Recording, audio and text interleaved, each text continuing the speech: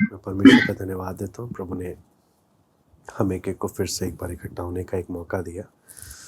बीते समय में हम लोग सीख रहे थे आत्मिक एक मसीह योद्धा के बारे में हम लोग सीख रहे थे। जो पाखंड का जो विषय है वो भी मसीह योद्धा में ही है। तो मैं बाद में उसको एक यूट्यूब में ही उसको इंडेक्स बना दूंगा उसका प्रॉपर, ताकि हम लोग को समझ में आए कि वो कहाँ पर फिट हो रहा है। जो पाखंड का जो विषय है, जब हम आत्मिक हथियारों में जब हम पढ़ते हैं तो उसमें जो बेल्ट है, कमरबंद, सत्य की कमरबंद, वहाँ पर ये पाखंड का पूरा विषय आ रहा है, सत्य का कमरबंद में।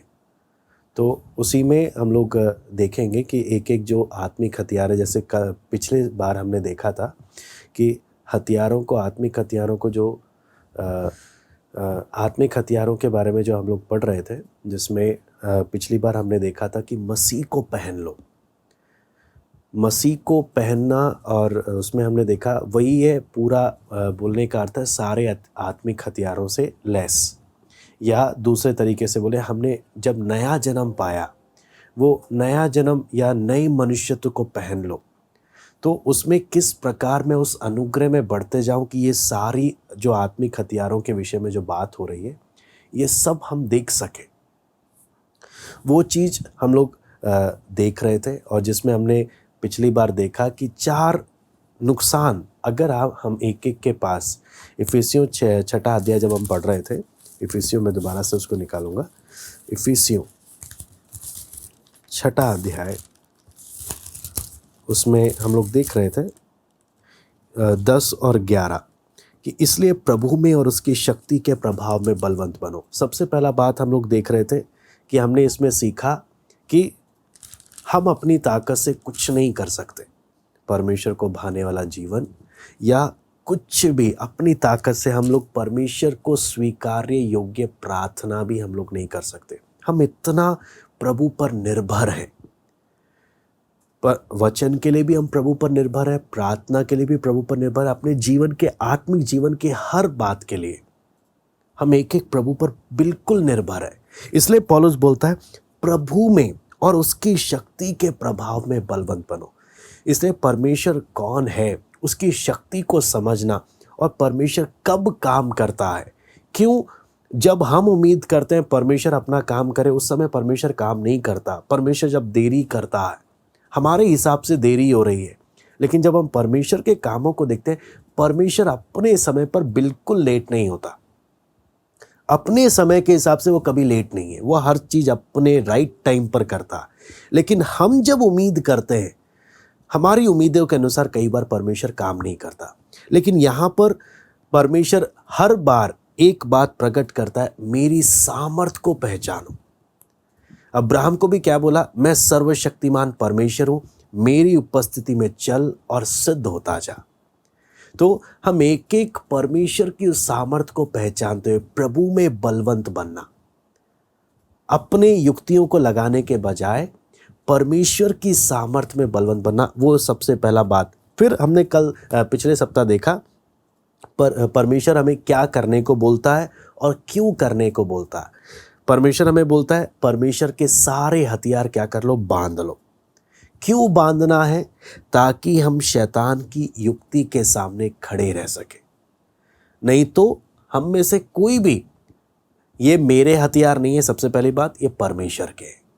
और एक हथियार से मैं शैतान के सामने टिक नहीं सकता, मुझे सारे हथियार चाहिए।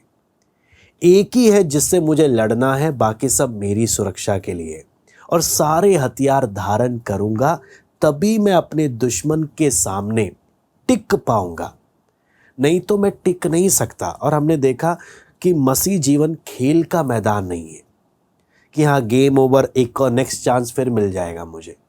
हाँ, मसीह जीवन एक लड़ाई का मैदान है। अगर आप और मैं सीरियस नहीं है अपने आत्मिक जीवन के प्रति, शैतान हमारे जीवन को बर्बाद कर सकता है।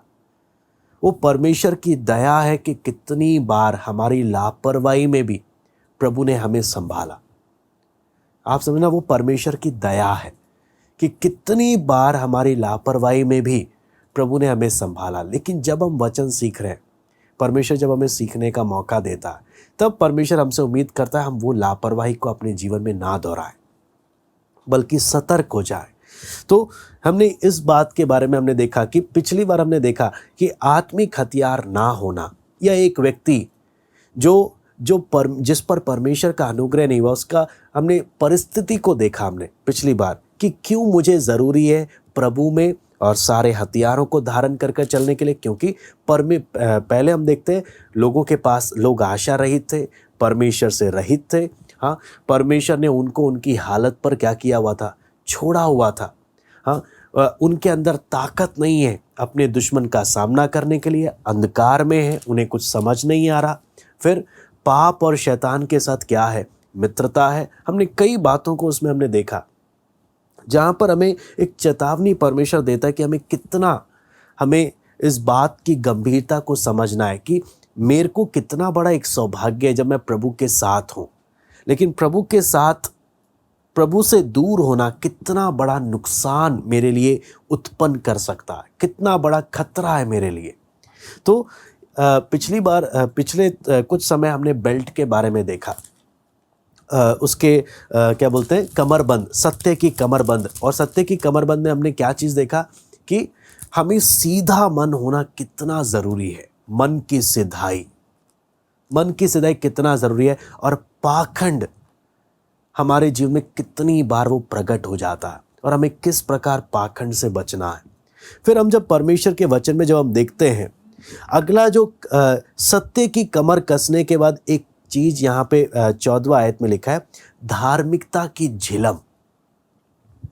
वो है झिलम। झिलम में जब हम परमेश्वर के वचन में जब हम देखते हैं ये झिलम क्या है, किस प्रकार मैं अपने जीवन में पवित्रता को बरकरार रखूं, किस प्रकार मैं अपने जीवन में पवित्रता को बनाए रखूं, यहां पर आता है वो एक मुख्य बात।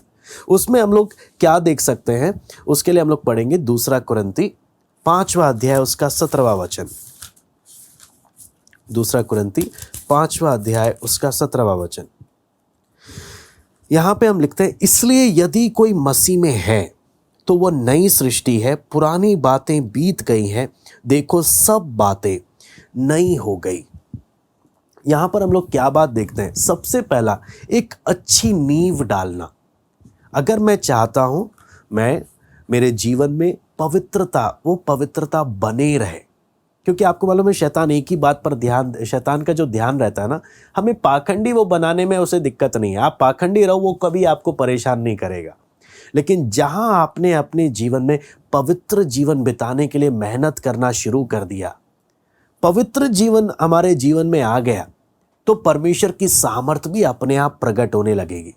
इसलिए शैतान का टारगेट क्या है, इसके जीवन में पवित्रता बनी नहीं रहनी चाहिए। अगर एक दिन ये पवित्र है तो इसको इतना फुला दो कि इसको लगे मैं तीसरे स्वर्ग जाके आया हूं और अगली बार ये सीधा नीचे जमीन पर पड़ा हुआ मिले। तो शैतान का टारगेट होता है कि हमारे जीवन में पवित्रता बने ना रहे। तो इसलिए मुझे सबसे पहला एक अच्छी नींव डालनी है। इस धार्मिकता की झिलम को कैसे पहनना, कैसे मैं धर्मी रहूं, कैसे मैं पवित्र जीवन बिताए रहूं, उसके लिए हम लोग जब देखते हैं तो सबसे पहला बात हमें क्या चीज़ समझ में आता है कि ये पवित्रता उसके जीवन में ये काम करेगा जिसका उद्धार हुआ है। जिसका उद्धार हुआ ही नहीं है, उसके लिए पवित्र जीवन बिताना असंभव है। जिसके जीवन में परमेश्वर के आत्मा ने कार्य किया है, सबसे पहला बात, वो ही व्यक्ति पवित्र जीवन बिताने में पवित्र आत्मा उसको आगे एक अच्छी नींव डालते हुए उसको पवित्र जीवन बिताने में मदद कर सकता है। पवित्रता कब है? सिर्फ लोगों के सामने नहीं, मेरे गुप्त जीवन में भी। जब कोई मुझे नहीं देख रहा तब भी मैं उस पवित्र मन से, उस निष्कपट मन से, पवित्रता ही से परमेश्वर को भाने वाला जीवन जीना, वो यहां पर एक मुख्य बात है। इसलिए पहली शर्त एक ही है कि मेरा उद्धार होना चाहिए, कई लोग हैं, किसी ने मेरे को बोला आप ये वाली प्रार्थना, यीशु को जीवन देने वाली प्रार्थना कर दो, आपका उद्धार हो गया। तो ना मुझे अपने पापों का एहसास हुआ, ना मुझे पवित्र आत्मा ने कायल किया, ना मुझे कुछ। किसी ने बोला आप ये प्रार्थना करो स्वर्ग जाओगे, मैंने प्रार्थना की और मुझे लगा मैं तो मेरी स्वर्ग की टिकट कंफर्म होगी। ऐसे लोगों के लिए पवित्रता को अपने जीवन में बनाना बहुत ही, मैं बोलता हूँ, असंभव है। क्यों? सच में उद्धार का काम हुआ होना मुझे कंफर्म होना चाहिए। ये सबसे पहला बात। दूसरा, इसके अंदर आता है पाप के प्रति मेरी सोच क्या है।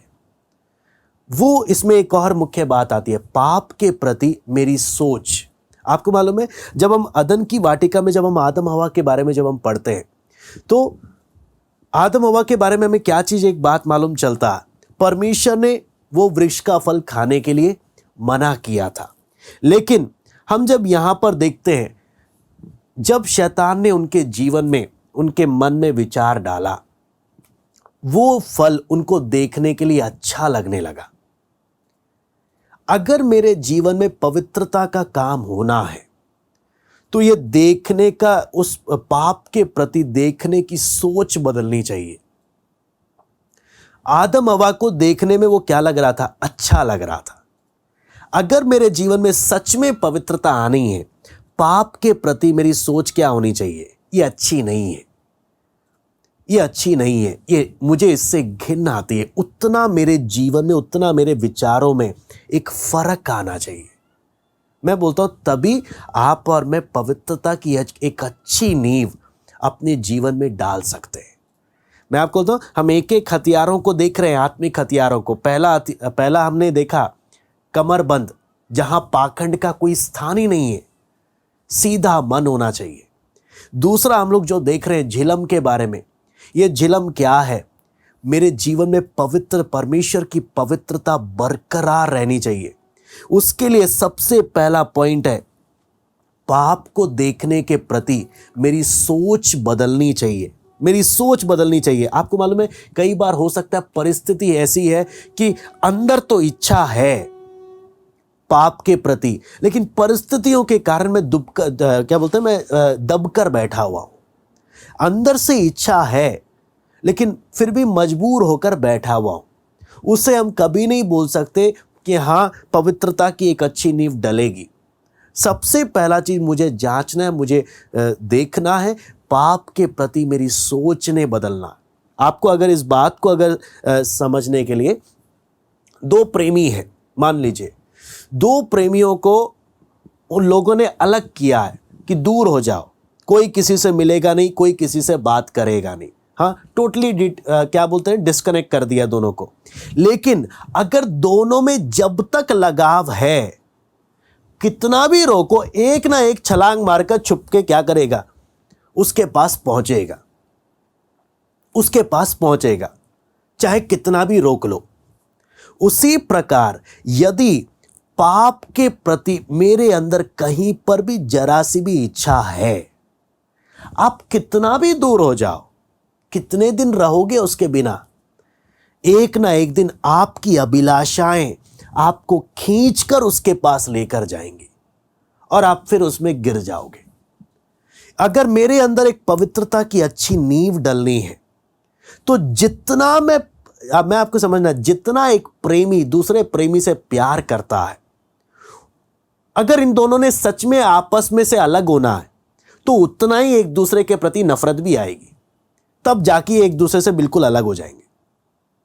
उतना ही एक दूसरे के प्रति क्या हो जाएगा? गुस्सा आ जाएगा, बैर आ जाएगा, बहुत कुछ है। तब ये बिल्कुल अब किसी से मतलब ही नहीं है। अब अगर बातचीत होगी ना एक दूसरे के बारे में, तो एक दूसरे की बुराई होगी, इसने ऐसा किया, इसने ऐसा किया, इसने ऐसा किया। उसी प्रकार अगर पाप से मेरा नाता टूटना है, तो ऐसा नाता टूटना है कि अगली बार जब पाप के विषय में मुझसे बात हो, तो मेरे अंदर केवल उसके प्रति नफरत होनी चाहिए, केवल नफरत होनी चाहिए। हल्का सा भी अट्रैक्शन, आकर्षण या मिठास नाम की चीज मेरे जीवन में होनी नहीं चाहिए। अगर आप बोलते हो पाप के प्रति ना मैं न्यूट्रल हूं, न्यूट्रल आप समझते हैं, मुझे पसंद भी नहीं है, मुझे नफरत भी नहीं है, तो आप समझ जाओ पक्का न्यूट्रल हो, तो आप उधर की गेयर पक्का लगेगी, आप पक्का उधर जाओगे। आपकी अभिलाषाएं आपको खींच के लेकर जाएंगी। इसलिए सबसे जरूरी, अदन की वाटिका में जो वो फल देखने को अच्छा लगा, अब वो फल देखने को मुझे घिन आए, उतना एक नफरत मेरे जीवन में एक बेस डलना है, तभी पवित्रता की, मैं आपको बोलता हूं, नींव डलेगी। इसको बोलते हैं पवित्रता की मेरे जीवन में नींव डलना। अगर पाप के प्रति मेरे अंदर वो नफरत नहीं है, आप समझना पवित्र जीवन की मेरे जीवन में नींव डली नहीं है। अगर नींव नहीं डली, क्या मैं शैतान के सामने टिक पाऊंगा? उसकी युक्तियों के सामने क्या आप और मैं टिक पाएंगे? नहीं टिक सकते। उसको मालूम है मेरी कमजोरियां, उसको मालूम है मैं किधर गिर जाता हूं, और वहीं से वो मुझे बार बार गिराएगा। इसलिए जरूरी है, अगर मेरे जीवन में पवित्रता की एक अच्छी नींव डले, उसके लिए जरूरी क्या है कि जितना मुझे उससे लगाव था, उतना ही मेरे अंदर दिल की गहराई में मुझे उससे नफरत होनी चाहिए, उतनी ही नफरत। तब जाकर मेरा उसके साथ का संबंध क्या होगा? मेरा टूटेगा। फिर उसमें अगली, ये अच्छी नींव का ये पहला बात है, पाप के प्रति मेरा नजरिया बदलना। दूसरा, क्या मैं मसीह में संतुष्ट हूं? ये एक सवाल है। क्या मैं प्रभु यीशु मसीह से संतुष्ट हूं, या मुझे और भी कुछ चाहिए? आपको मालूम है, कई बार जब आप देखेंगे, कई लोग प्रार्थना में आते हैं, इसलिए नहीं आते कि उन्हें प्रार्थना का मन करता है, इसलिए नहीं आते कि उन्हें वचन सीखने की भूख और प्यास है। वो इसलिए आते हैं कि हाँ, वहाँ पे जो पास्टर जी हैं, प्रभु के दास हैं, या हम लोग, अगर हमारी यहाँ पे बात हो तो यहाँ पे दीदी हैं या मैं हूँ, हाँ इनको शक्ल दिखानी है, ये खुश हो गए तो बस काम खत्म। तो शक्ल दिखानी है, उनको खुश करना है, हमें प्रभु से कोई लेना देना नहीं है। कई लोगों का आत्मिक जीवन कुछ इस प्रकार का है, वो प्रभु से संतुष्ट नहीं है, वो बस दिखाने के लिए आ रहे हैं। हाँ जी, हम आ गए प्रार्थना में, हाँ जी हम वचन सुन रहे हैं जी। आत्मिक जीवन में अंदर से कोई खुद से कुछ प्रभु के साथ चलने का मन नहीं है, प्रभु के साथ समय बिताने का अंदर से मन नहीं है। उनको कभी अंदर से प्रेरणा नहीं आता, चलो मैं कुछ देर बैठकर अकेले प्रार्थना कर लूं, चलो कुछ देर बैठकर मैं वचन सीख लूं, प्रभु जो वचन मैंने सुना, प्रभु इसके अनुसार चलने के लिए, प्रैक्टिस करने के लिए मेरी तू सहायता कर। ऐसा अंदर से खुद का अपना कुछ है ही नहीं। बस हाँ, दूसरा खुश हो जाए, सामने वाला खुश हो जाए, बस उसके लिए चल रहा है। ऐसे में गाड़ी कब तक चलेगी? लेकिन कब तक चलेगी, बोलते ना, खींच खींच के। आपको मालूम है, साल पे साल होते जाएंगे, लेकिन जीवन में कभी फर्क आएगा नहीं। जैसे कि आप अगर स्कूल में बच्चा जा रहा, हाँ, टीचर को इंप्रेस करने में लगा है, यस सर, यस मैम, लेकिन पढ़ाई से कोई मतलब ही नहीं है। बस टीचर खुश होना चाहिए तो नंबर अपने आप ही दे देगा वो। हाँ, टीचर को इंप्रेस करके रखो, नंबर दे देगा कि मैं अच्छा स्टूडेंट हूँ करके। तो कई लोगों का मेंटालिटी, कई लोगों की सोच ऐसी है। लेकिन जब, मैं आपको मालूम है, जब बच्चे को पढ़ाई में दिलचस्पी आने लगती है ना, आपको मालूम है, रात के 12, 1, 2 बज जाए, बंदा पढ़ता रहेगा। उसको बोलेंगे बेटा तू सो जा, बोलता ना मुझे काम करना है। जबरदस्ती नहीं कराना पड़ रहा, लेकिन अगर मन नहीं है, वो भागता रहेगा, इधर भाग रहा, उधर भाग रहा, ये खेलने जा रहा, उधर खेलने जा रहा, पढ़ता ही नहीं है। स्कूल लेकिन जाता है, क्यों? टीचर खुश रहना चाहिए, मारना पड़े, लेकिन पढ़ने में कोई मन ही नहीं है। लास्ट पेपर के दिन, क्या पेपर आने वाले, तब क्या बोलेगा, मेरे को ये वाला तू पढ़ लियो, ये वाला मैं पढ़ लूंगा, बाद में नकल मार लेंगे, काम खत्म। हमें मतलब चलने से मतलब ही नहीं है। ऐसे आपको मालूम है, जिसको सच में मतलब होता है, जिसको सच में मतलब होता है, जिसको सच में मन है, जिसको सच में इंटरेस्ट है, वो क्या करेगा? वो रात दिन एक कर देगा, जान लगा देगा। इसलिए सवाल यह है, क्या मैं प्रभु यीशु से संतुष्ट हूं? अगर मुझे पवित्र जीवन जीना है, अगर मुझे प्रभु के साथ चलना है, मैं ये नहीं देखूंगा प्रभु का दास मुझे देख रहा है कि नहीं देख रहा, या कोई मुझे आत्मिक जीवन के लिए पूछ रहा है कि नहीं पूछ रहा। मैंने बस इतना करना, मैंने प्रभु के साथ अकेले प्रभु के चरणों में बैठना है, मैंने वचन पढ़ना है। कोई मुझे बोलने वाला हो या ना हो, मुझे उससे मतलब नहीं, मैंने प्रभु के पीछे चलने का फैसला किया। वो एक बात सबसे ज्यादा मायने रखती है। फिर यहां पर तीसरा बात आता है जिसके लिए हम पढ़ेंगे पहला राजा 22 का 7। पहला राजा 22 का 7। यहां पर हम देखते हैं, परंतु यहोशापात ने पूछा, क्या यहां यहोवा का और भी कोई नबी है जिससे हम पूछ लें। मैं दोबारा से पढ़ता हूं, परंतु यहोशापात ने कहा, क्या यहां यहोवा का और भी कोई नबी है जिससे हम पूछ लें। तो इसमें क्या बात हमें समझ में आता है, सही नियमों के अनुसार जीवन बिताना। यहां पर यहोशापात पूछ रहा है, क्या कोई नबी है जिससे हम पूछे कि हमें क्या करना चाहिए। आपको मालूम है, जब हम किसी भी क्षेत्र की बात करें, चाहे वो डॉक्टर का फील्ड हो, चाहे वो इंजीनियर का फील्ड हो, चाहे वो साइंटिस्ट का फील्ड हो, किसी भी फील्ड में जब डॉक्टर भी जब काम करता है, कुछ बात जब उसको समझ में नहीं आती, डॉक्टर से भी ऊपर कोई होता है। आपको मालूम है, डॉक्टर में कुछ डॉक्टर होते हैं जो ऑपरेशन करते हैं, कुछ ऐसे डॉक्टर होते हैं जो फार्मेसी में होते हैं, वो ऑपरेशन का काम नहीं करते, वो डॉक्टर को आके बताते हैं ये वाली दवाई देनी है, कैसे देनी है। आपको मालूम है, वो फार्मेसी की पढ़ाई होती है जहां पर वो डॉक्टर को सलाह देते हैं कि कौन सी दवाई देनी चाहिए, कौन सी नहीं देनी चाहिए। तो डॉक्टर उनसे पूछता है, एक वकील अपने बड़े लेवल वाले से पूछता है कि मुझे क्या करना चाहिए। उसी प्रकार एक विश्वासी को जो सच में पवित्र जीवन बिताना चाहता है, वो अपनी मनमर्जी से जीवन नहीं बिताता। वो अपनी मनमर्जी से जैसा मुझे अच्छा लगेगा वैसा जीवन नहीं बिताता। आपको मालूम है, आजकल लोगों का बहुत एक अच्छा मानना है, पास्टर जी, भैया, दीदी, हमें मालूम नहीं था, हमें पता नहीं था, इसलिए हमसे कहो गया, आप माफ कर देना, है ना। बहुत अच्छा एक्सक्यूज है। यहां पर जब हम ध्यान से जब देखते हैं, यहां पर यहोशापात, जब ये लोग दो राजा जब फैसला ले रहे हैं, तो ये यहोशापात क्या बोल रहा है, क्या यहां पर कोई यहोवा का नबी नहीं जिससे हम पूछे। कहने का मतलब फैसला लेने में जल्दबाजी नहीं, हमने पता करना है क्या जो हम करने जा रहे हैं सच में प्रभु की इच्छा के अनुसार है, परमेश्वर के वचन के अनुसार है या नहीं। अगर जिसने अपनी मनमर्जी की ठान ली, वो क्यों पूछेगा, वो कर कराकर बाद में आकर बताएगा जी हमने कर लिया ऐसे। लेकिन जो सच में सीधे मन से पवित्रता में जीवन बिताना चाहता है, वो उसमें हम एक बात देखते हैं, वो मनमर्जी नहीं करता, वो कुछ भी करते वक्त वो पूछता है, वो पता लगाता है कि जो मैं कर रहा हूं क्या ये परमेश्वर के वचन के अनुसार है या नहीं।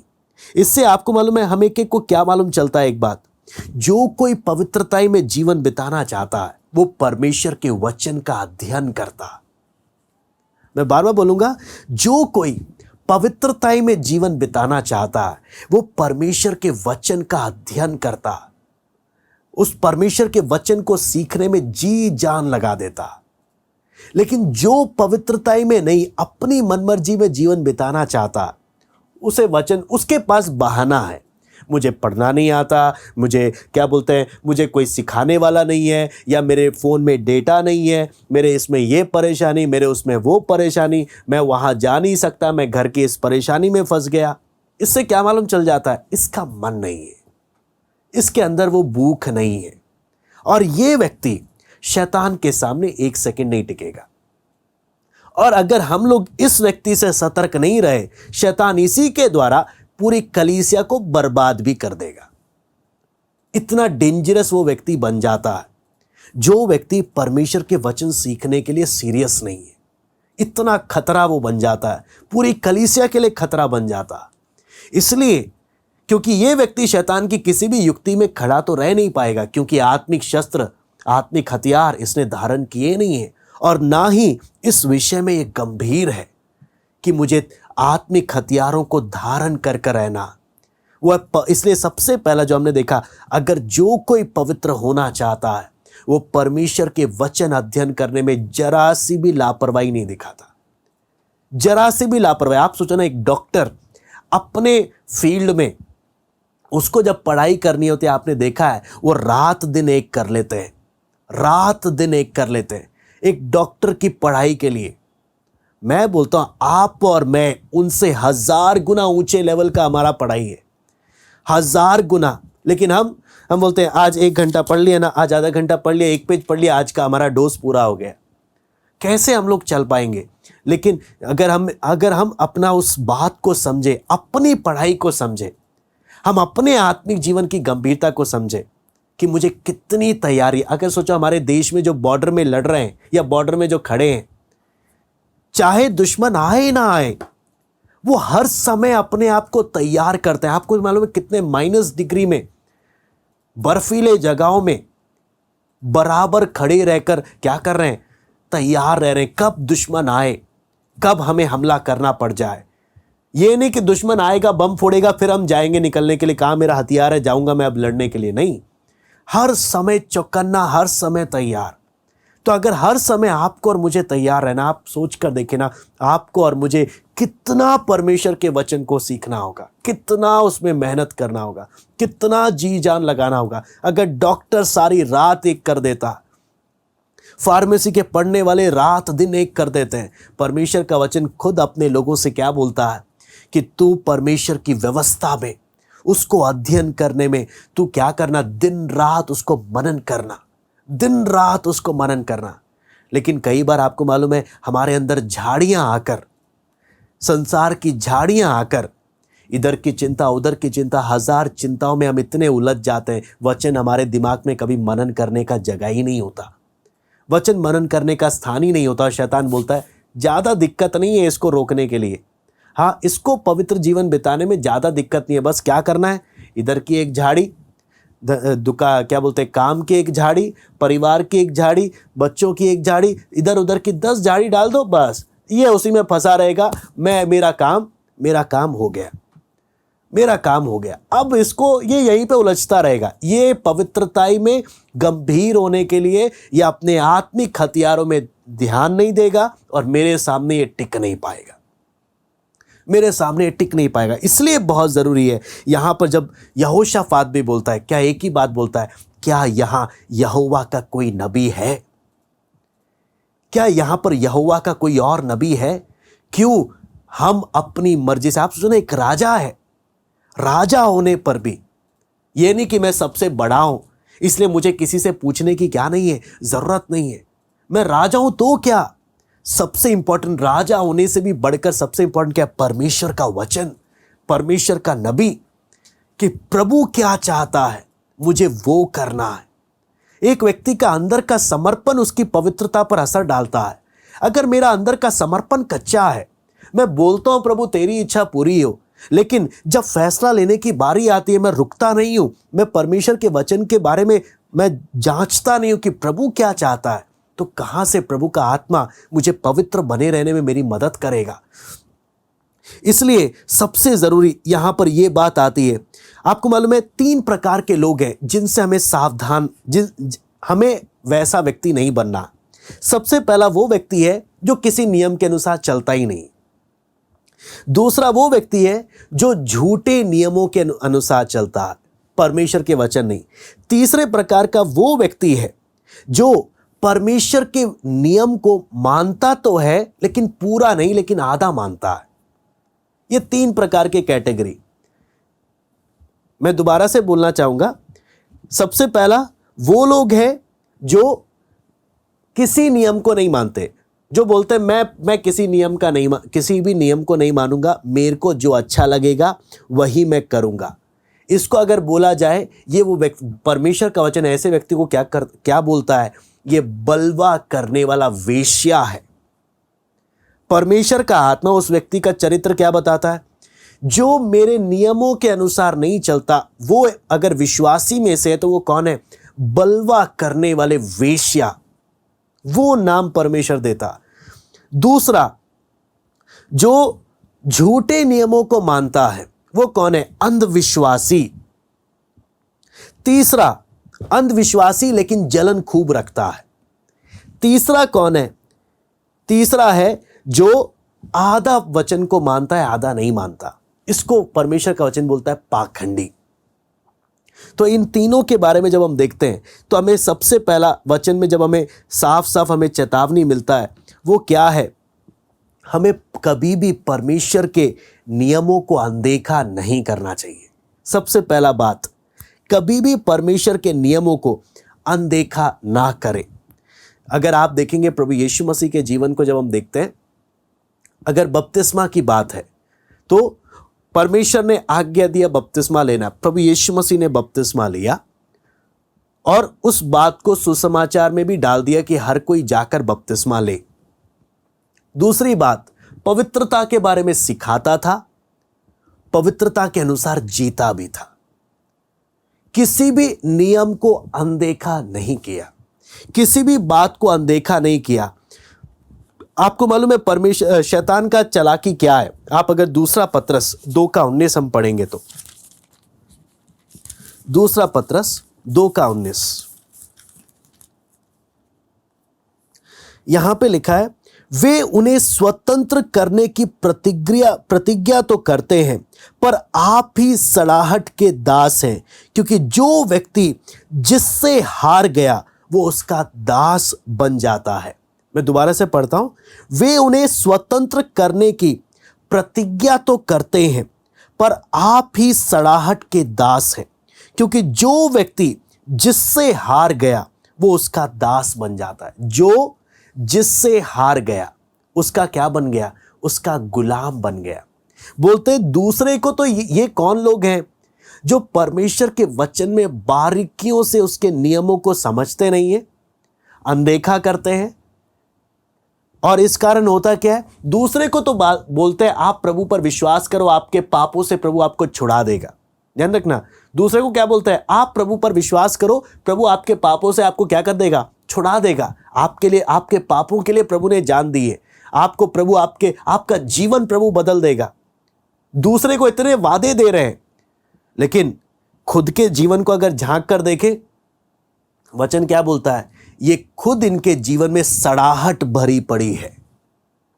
दूसरे को वादा करते प्रभु आपको पाप से छुड़ाएगा, दूसरे को वादा करते प्रभु आपका जीवन बदल देगा, लेकिन खुद के जीवन को देखो, पाप से हारे हुए हैं, सड़ाहट, अपने आत्मिक जीवन में सड़ाहट भरी पड़ी है। इसलिए वचन क्या बोलता है, जो व्यक्ति जिससे हार गया। ऐसी क्या बात है मेरे आत्मिक जीवन में जिस चीज से मैं हार गया?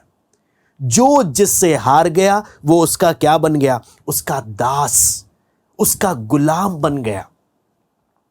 इसलिए सबसे बड़ी बात यहां पर क्या चीज हमें समझ में आता है, हमें कभी भी परमेश्वर के वचन को अनदेखा नहीं करना। अगर दूसरे को जब मैं बोलने जा रहा हूं, बोलने से पहले मैंने अपने जीवन में देखना, वो पवित्रता को मैंने बनाना है। दूसरा, एक अन्य जाति भी, एक बाहर वाला भी मेरी बातों से बढ़कर वो मेरे जीवन को ऊपर से नीचे जांचता है, मुझे परखता है कि ये व्यक्ति जो बोल रहा है क्या सच में इसका बदला भी है कि नहीं बदला, ये बातें बड़ी बड़ी कर रहा है। आपको मालूम है दुनिया ने बहुत धोखा खाया है। अगर आप बाहर आप देखेंगे, दुनिया बहुत धोखा खाई है, बहुत धोखा खाई है। इसलिए दुनिया बहुत बारीकी से परखती है, बहुत बारीकी से। ये ऐसी बातों पर आंख बंद करके विश्वास करने वालों में से नहीं है। यह हमारी बातों से बढ़कर हमारे जीवन को परखती है। क्या सचमुच मेरा जीवन बताता है कि सच में प्रभु ने इसको इसके पापों से छुड़ा दिया? अगर जीवन गवाही देता है तब जाकर बोलेगी इसकी बात में कुछ तो दम है। लेकिन अगर ये बातें बड़ी बड़ी करता है तो आपको मालूम है जितने भी राजनेता हैं, है ना, झूठ भी ऐसे बोलते हैं जैसे सामने वाला अगर समझदार ना हो तो बोलेगा बात तो सही कह रहा है। हाँ, झूठ भी ऐसे बोलते हैं कि इतना भोला बन के आप हैरान रह जाएंगे, इतना भोला बन के कि ऐसा लगता है ये सच बोल रहा। फिर दूसरा आकर जब दूसरी चित्र खोलता है, हैरान रह जाते हैं। ऐसे भी कोई होता है जो इतनी सफाई से झूठ कि लोगों को लगता है इससे बड़ा सच्चा इंसान कोई और है ही नहीं। तो लोगों ने ऐसे लोगों को देख देखकर लोगों को मालूम चल गया कि झूठ बोलने वाले भी ऐसे बोलते कि ऐसा लगता है जैसे सच है। इसलिए ये जो प्रभु के बारे में हमें बताते हैं, इनकी बातों पर हम यकीन नहीं करेंगे, क्योंकि क्या पता ये भी मुझे बेवकूफ बनाने के लिए आया है। क्या पता, जब तक इसका जीवन इसके वचनों से गवाही नहीं देगा, तब तक हम इसकी बात पर यकीन नहीं करेंगे। यहां पर आती है सबसे बड़ी बात। इसलिए परमेश्वर के नियम को अनदेखा ना करें। नियम क्या है? पहले चलो फिर बताओ। यह है परमेश्वर के नियम का तरीका। यीशु मसीह ने भी बपतिस्मा लिया, बपतिस्मा लेने को दूसरे को भी बोला, पवित्र जीवन जिया, पवित्रता के बारे में सिखाया। उसका जीवन और उसका वचन कभी भी एक दूसरे के विरुद्ध नहीं था। यह एक पवित्रता का मुख्य बात। फिर अगला बात यहां पर आता है कि झूठी नियमों के अनुसार जीवन ना बिताएं, जिसके लिए हम परमेश्वर के वचन में यशाया 8:20 पढ़ेंगे।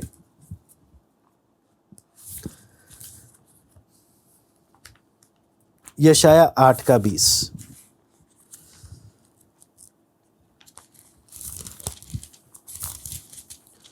यहां पे लिखा है, व्यवस्था और चितौनी ही की चर्चा किया करो। यदि वे लोग इन वचनों के अनुसार ना बोलें तो निश्चय उनके लिए पो ना फटेगी। मैं दोबारा से पढ़ूंगा, व्यवस्था और चितौनी ही की चर्चा किया करो। यदि वे लोग इन वचनों के अनुसार ना बोलें तो निश्चय उनके लिए पो ना फटेगी। यहां पर एक बात यहां पर आया है, सबसे बड़ी बात। इसके साथ एक और आयत पढ़ेंगे हम, सबोपदेशक 7:16। सबोपदेशक 7:16। यहां पे लिखा है, अपने को बहुत धर्मी ना बना और ना अपने को अधिक बुद्धिमान बना, तो क्यों अपने ही नाश का कारण हो। अगर इसको ध्यान से मैं दोबारा पढ़ता हूं, यहां पे लिखा है, अपने को बहुत धर्मी ना बना। हाँ, बहुत धर्मी, अगर हम इसको सही से इस वचन को नहीं समझेंगे तो हम लोग इसका गलत अर्थ निकाल लेंगे कि हाँ, वचन में लिखा है ज़्यादा आत्मिक नहीं बनना चाहिए, हाँ, थोड़ा संसार में भी रहा करो। हाँ, बोलते ना, जिसके अंदर जो इच्छा होती है उसके अनुसार अगर उसे वचन मिल जाए वो बहुत खुश हो जाता है कि वचन में लिखा हुआ है, अपने आप को ज़्यादा धर्मी नहीं बना। यहाँ पर जो लिखा है, बोलने का मतलब क्या है?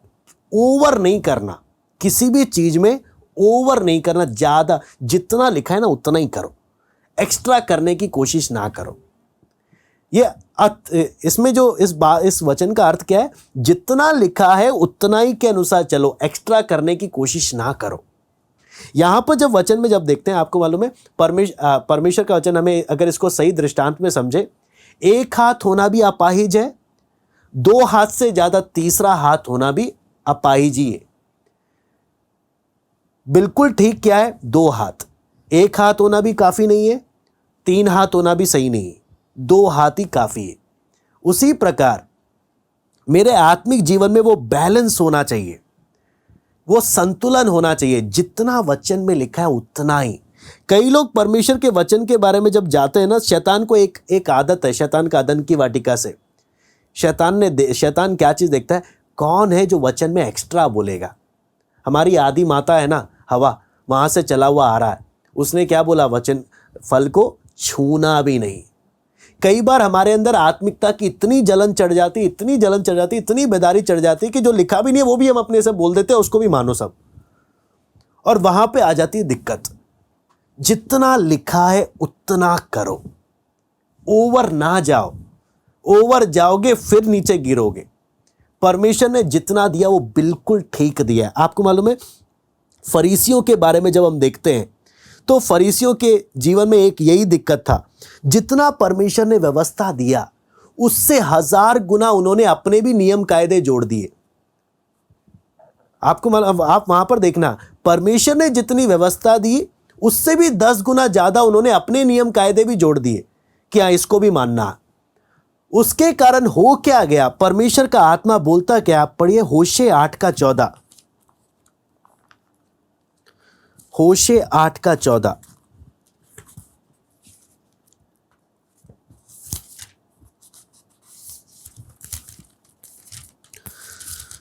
यहां पे लिखा है, क्योंकि इज़राइल ने अपने कर्ता को भूलकर महल बनाए और यहूदा ने बहुत से गढ़ वाले नगरों को बसाया है, परंतु मैं उनके नगरों में आग लगाऊंगा और उससे उनके गढ़ भस्म हो जाएंगे।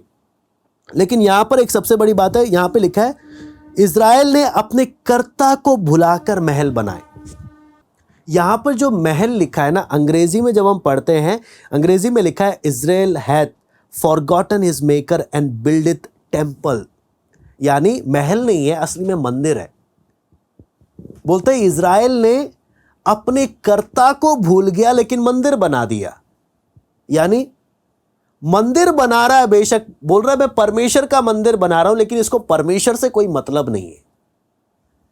आप इस बात को समझ रहे हैं? परमेश्वर क्या बोल रहा है, ये मुझे भूल गए लेकिन दुनिया के सामने क्या बना रहे हैं, मंदिर बना रहे हैं। बहुत से लोगों के साथ होता क्या है, हमने वचन पढ़ना, प्रार्थना करना, वचन पढ़ना, प्रार्थना करना, लेकिन किससे? वो कर्ता मेरा परमेश्वर, मुझे उससे जुड़ना है। लेकिन कई बार उससे जुड़ने का कोई मतलब ही नहीं रहता है। कई बार हम क्या करते हैं, हम सब चीजें करते हुए भी हम परमेश्वर से डिस्कनेक्ट रहते हैं। हम प्रार्थना कर रहे हैं, हम वचन पढ़ रहे हैं, सारे रीति रिवाज कर रहे हैं, सब चीज करते हुए भी हम परमेश्वर से डिस्कनेक्ट रहते हैं। और जब ऐसा होता है, आपको मालूम है बहुत नुकसान हो जाता। परमेश्वर यहां पे जब बोलता है ना, इज़राइल अपने कर्ता को भूलकर मंदिर बना रहा, मेरा मंदिर बना रहा है, लेकिन इसे मुझसे कोई मतलब ही नहीं है।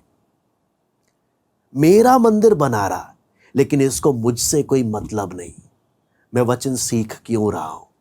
हे प्रभु, मैं तेरे करीब आऊं। मैं वचन इसलिए नहीं सीख रहा कि मैं प्रभु के दास को खुश करूं। मैं इसलिए वचन नहीं सीख रहा कि हम प्रभु के दास के करीब आऊं। मैं वचन इसलिए सीख रहा हूं, मैं प्रभु तेरे करीब आऊं। वो प्रभु के साथ मेरा संबंध सही हो। लेकिन मैं सालों साल वचन सुन रहा हूं, प्रार्थना कर रहा हूं, सब चीज, लेकिन प्रभु को मैं भूल गया, प्रभु से मतलब नहीं, तो मेरा सब कुछ करना फिर किस काम का?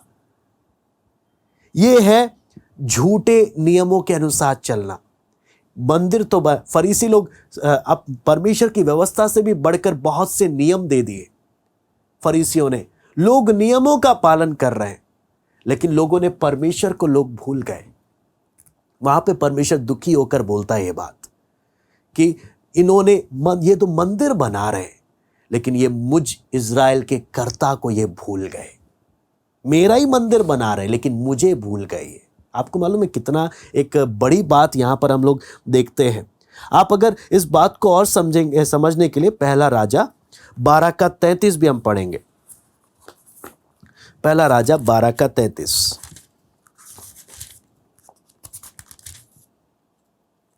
यहां पे लिखा है, जिस महीने की उसने अपने मन में कल्पना की थी, अर्थात 8वें महीने के 15वें दिन को वह बेतेल में अपनी बनाई हुई वेदी के पास चढ़ गया और उसने इज़राइलियों के लिए एक पर्व ठहरा दिया और धूप जलाने को वेदी के पास चढ़ गया। यहां पर हमें क्या चीज मालूम चलता है? आपको मालूम है ये इस घटना के बारे में यारोबाम ने क्या किया था? यारोबाम ने क्या किया था? मैं दोबारा से इसको पढ़ना चाहूंगा। जिस महीने को उसने अपने मन में कल्पना की थी, परमेश्वर ने नहीं बोला, अर्थात 8वें महीने के 15वें दिन को वो बेतेल में, जहां परमेश्वर ने बोला वहां नहीं, अपनी मर्जी से अपनी जगह में अपनी बनाई हुई वेदी के पास चढ़ गया। उसने इज़राइलियों के लिए एक पर्व ठहरा दिया और धूप जलाने की वेदी के पास चढ़ गया। कहने का मतलब क्या है? जब आप और मैं परमेश्वर के तरीके के बजाय, हम यहां पर आप सोचना यारोबाम क्या कर रहा है? परमेश्वर की आराधना करनी है, लेकिन यरूशलेम में नहीं करेंगे, हम अपने से करेंगे। अपने दिमाग से हम दिन ठहराएंगे, अपने दिमाग से हम को कैसा बनाना वैसा करेंगे, अपने दिमाग से हर एक काम कर कर हम किसकी आराधना करेंगे? परमेश्वर की आराधना करेंगे। आपको मालूम है, हर काम अपने दिमाग से करना, परमेश्वर का इसमें कोई हाथ नहीं। लेकिन कर किसके लिए रहे हैं? परमेश्वर के लिए कर रहे हैं। आपको मालूम है कितना नुकसान हो जाता है? ये कितना नुकसान, जब हम झूठे नियमों के अनुसार चलते हैं और हम अपने दिल को सुकून देते हैं, हम परमेश्वर के लिए कर रहे हैं। अपने दिल को सुकून देते हैं, हम परमेश्वर के लिए कर रहे हैं। क्या परमेश्वर स्वीकार करेगा? क्या परमेश्वर स्वीकार करेगा? हमने इसलिए पहले देखा, मंदिर बना रहे हैं लेकिन परमेश्वर को भूल गए। परमेश्वर की आराधना कर रहे हैं यहां पर, लेकिन परमेश्वर का कोई नियम नहीं, सब कुछ अपनी मर्जी है, सब कुछ अपनी मर्जी से कर रहा है। क्या परमेश्वर कुछ भी ऐसा स्वीकार करेगा? इसलिए हम एक एक ने ध्यान देना। आपको मालूम है कि सबसे अगर किसी देश में अगर राजा है, या हमारा इंडिया ले लो, हाँ, हमारे इंडिया में कानून व्यवस्था है, लेकिन लोग बोले मैं अपना कानून खुद बनाऊंगा और अपनी मर्जी से चलूंगा। क्या अपने मर्जी से चलने पर क्या मैं बच जाऊंगा? हाँ, मैं अपने दिल को बोलूं मैंने कानून पे चल रहा हूं, किसके कानून पे? परमेश्वर के या अपने? मैं अपने आप को सुकून दे रहा हूं, मैं नियमों का पालन कर रहा हूं, लेकिन सच्चाई क्या है? जो परमेश्वर ने वचन दिया, मैं उस नियमों का पालन नहीं कर रहा। मैं झूठी तसल्ली अपने आप को दे रहा हूं, झूठी तसल्ली। इसलिए यहां पर अब कुछ ऐसे वैरायटी, तीसरा जो हम देखते हैं, कुछ ऐसे वैरायटी जो नियम को आधा मानते हैं, परमेश्वर का ही वचन मानते हैं लेकिन पूरा नहीं मानते, आधा मानते हैं। उसके लिए हम पढ़ेंगे मत्ती 23:23, इसे पढ़ के हम समाप्त करेंगे। मत्ती 23:23,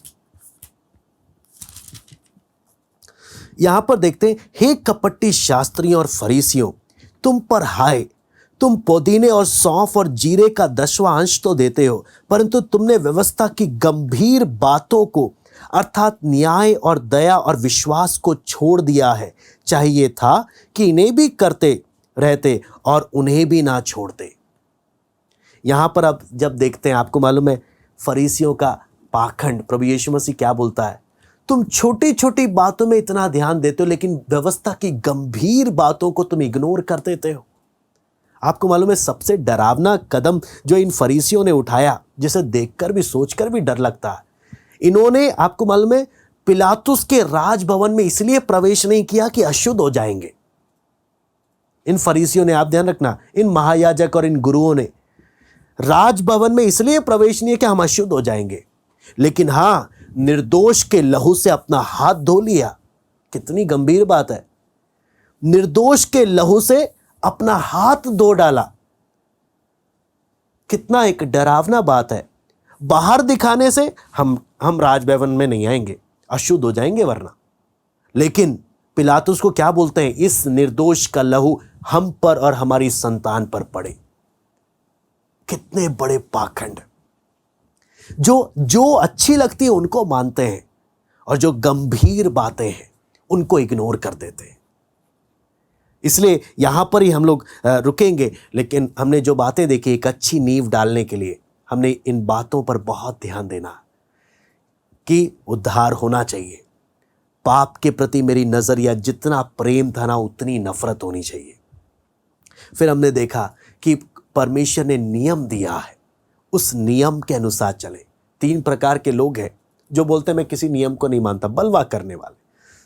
कुछ हैं अपने खुद के नियम बनाकर चलते हैं, तो कुछ हैं आधा मानते हैं आधा नहीं मानते। ये कहां पर खतरा आ जाता है? इसलिए हमने देखा मसीह जीवन में ये झिलम होना कितना जरूरी है, नहीं तो मैं शैतान के सामने टिक नहीं पाऊंगा। तो मैं उम्मीद करता हूं हमें थोड़ा बहुत वचन जो प्रभु ने सीखने का एक मौका दिया, हम उसके अनुसार अपने आप को जांच सकते हैं। प्रभु आप सबको आशीष दे।